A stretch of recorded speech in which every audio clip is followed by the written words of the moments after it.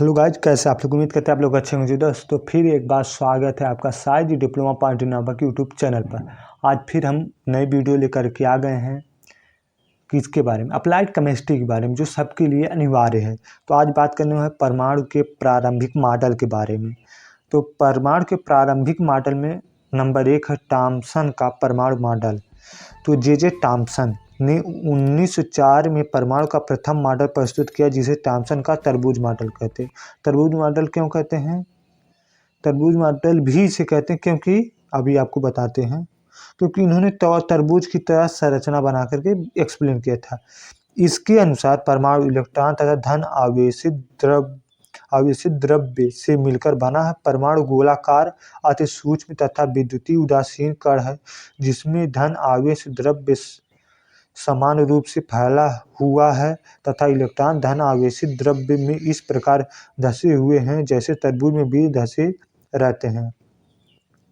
Rutherford के alpha कणों के प्रकीर्णन के प्रयोग के बाद यह सिद्ध हो गया है कि थॉम्सन का यह परमाणु दोषपूर्ण था। जैसे कि आप देख पा रहे होंगे, उनके कहने का मतलब ये जो तरबूज के बीज नहीं डाटे डाटे दिखाए गए हैं, हम दिखा देते हैं।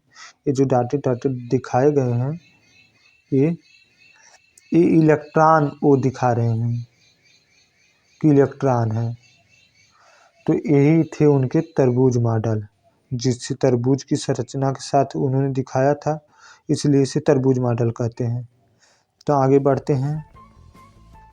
तो रदरफोर्ड का परमाणु मॉडल नंबर 2 आता है। रदरफोर्ड का परमाणु मॉडल, जिसे हमने पहले भी एक्सप्लेन कर चुके हैं, तो इसे करने की जरूरत नहीं। पहली वीडियो रदरफोर्ड का आया था, तो उसको हम बता देते हैं। अर्नेस्ट रदरफोर्ड ने 1911 में अल्फा कणों के प्रकीर्णन के प्रयोग से प्राप्त जानकारी के आधार पर परमाणु का नाभिकीय मॉडल प्रस्तुत किया। इस मॉडल के अनुसार नंबर 1 क्या? परमाणु गोलाकार अति सूक्ष्म तथा विद्युतीय उदासीन कण है। परमाणु गोलाकार अति सूक्ष्म और विद्युतीय उदासीन कण है, यानी कि परमाणु गोलाकार होता है, अति सूक्ष्म बहुत छोटा होता है, विद्युतीय उदासीन विद्युत द्वारा उदासीन होता है।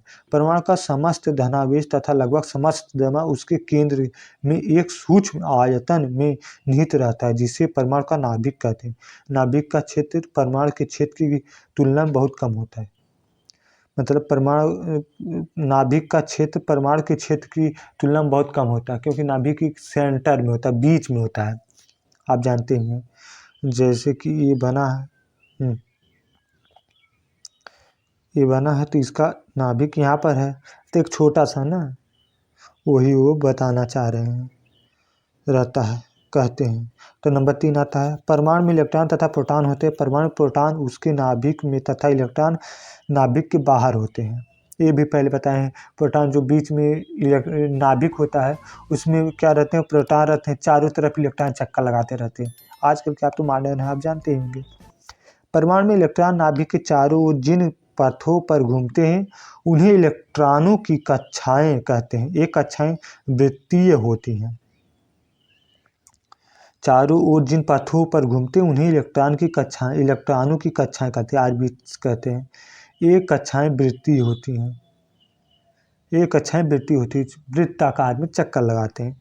नंबर 5, परमाणु का नाभिक जो धनावेशित है, परमाणु के इलेक्ट्रॉनों को जो ऋणावेशित है अपनी ओर आकर्षित करता है, लेकिन वृत्तीय गति के कारण उत्पन्न अपकेंद्री बल इस बल को संतुलित करता रहता है। यानी कि इनके कहने का मतलब है, ये देख रहे हैं ना बीच में, इसे उसमें से नहीं, ये जैसे कि ये डाटेड है, ये डाटेड है, ये जो है ये चारों तरफ बीच में नहीं हुआ, ये दोनों बीच में नहीं हुआ, हाँ ये लगभग बीच में है। तो ये चारों तरफ जो चक्कर लगाते हैं, तो इसमें अपकेंद्री बल लगता है ना, सेंटर में अपकेंद्री बल लगता है। तो अपकेंद्री बल इनके जो लगता है, वो इनमें अपकेंद्री बल, उन बल को इसमें जो अपकेंद्री बल, क्या कहना चाहते हैं, वृत्तीय गति के कारण जो कारण उत्पन्न अपकेंद्री बल इस बल को संतुलित करता रहता है। और अपने मतलब प्लस माइनस जब रहते हैं, एक दूसरे को आकर्षित करते हैं ना, हाँ, तो वो बल, लेकिन वृत्तीय गति के कारण उत्पन्न अपकेंद्री बल जो होता है, वो इनके बीच के आकर्षण को क्या करता रहता है, संतुलित करता रहता है, जिस कारण से नाभिक में आकर गिरते नहीं हैं। और रदरफोर्ड के परमाणु के नाभिकीय मॉडल की रचना सौर परिवार सोलर सिस्टम के समान है, जिसमें विभिन्न ग्रह सदैव सूर्य का चक्कर काटते रहते हैं। जिस प्रकार हमारा सौरमंडल का करता है, सूर्य की चारों तरफ क्या लगाता रहता है, पृथ्वी चक्कर लगाती रहती है। और अगर इस तरह से आकर्षण बल उसका हावी हो जाए तो क्या पृथ्वी जाएगी, सूर्य के बीच में समा जाएगी, यानी कि टकरा जाएगी, तो सब कुछ खत्म हो जाएगा। रदरफोर्ड के परमाणु मॉडल की कमियां, drawbacks of Rutherford atomic model. Number 1, नाभिक के चारों ओर असीमित वृत्तीय कक्षाएं संभव हो। इसमें से इलेक्ट्रॉन किन कक्षाओं में घूमते, उनकी वेग तथा विभिन्न कक्षाओं में उनकी संख्याएं क्या हैं आदि की जानकारी रदरफोर्ड के मॉडल से प्राप्त नहीं होती हैं। ये कहना क्या चाह रहे हैं कि चारों ओर असीमित वृत्तीय कक्षाएं संभव हैं, यानी कि बहुत सारी कक्षाएं हो सकती हैं। इनमें से इलेक्ट्रॉन किन कक्षाओं में घूमते हैं, उनकी वेग तथा विभिन्न कक्षाओं में उनकी संख्याएं क्या हैं आज की जानकारी रदरफोर्ड के मॉडल के द्वारा ज्ञात नहीं हो पाया, जो कि इसके क्या है, ड्रॉबैक्स यानी कि कमियां हैं। नंबर 2, वैद्युत गतिकी के सिद्धांत के अनुसार यदि किसी गतिशील वैद्युत आवेशित कण को त्वरित किया जाए तो उससे ऊर्जा का विकिरण रेडिएशन होता है। चूंकि इलेक्ट्रॉन और नाभिक के बीच स्थिर वैद्युत आकर्षण बल कार्य करता है, इलेक्ट्रॉन की ऊर्जा लगातार कम होती जानी चाहिए, जिसके कारण इलेक्ट्रॉन की नाभिक से दूरी कम होती जाएगी एवं अंततः इलेक्ट्रॉन नाभिक में गिर जाना चाहिए। इसलिए इस प्रकार परमाणु की यह संरचना परमाणु के अस्थायित्व को समझाने में असफल है। यानी जैसे कि आप रदरफोर्ड की मॉडल की कमियां देख रहे हैं, यहाँ पे नाभिक धनावेशित इलेक्ट्रॉन है, ऋणावेशित, जब चारों तरफ तक चक्कर लगाएगा तो इसमें क्या होगा, रेडिएशन हो, ऊर्जा का रेडिएशन होगा। तो इसमें क्या क्या करता है, नाभिक के बीच, इसमें इलेक्ट्रॉन और नाभिक के बीच में क्या स्थिर वैद्युत आकर्षण बल कार्य करता है, जिससे इलेक्ट्रॉन की ऊर्जा लगातार क्या होती जाएगी, कम होती जाएगी। और इस प्रकार से यहाँ से देखिए ड्रॉबैक होते होते होते जा करके नाभिक में गिर गया, लेकिन ये होता नहीं, इसे एक्सप्लेन नहीं कर पाया, इसलिए इसकी एक ये भी कमी है।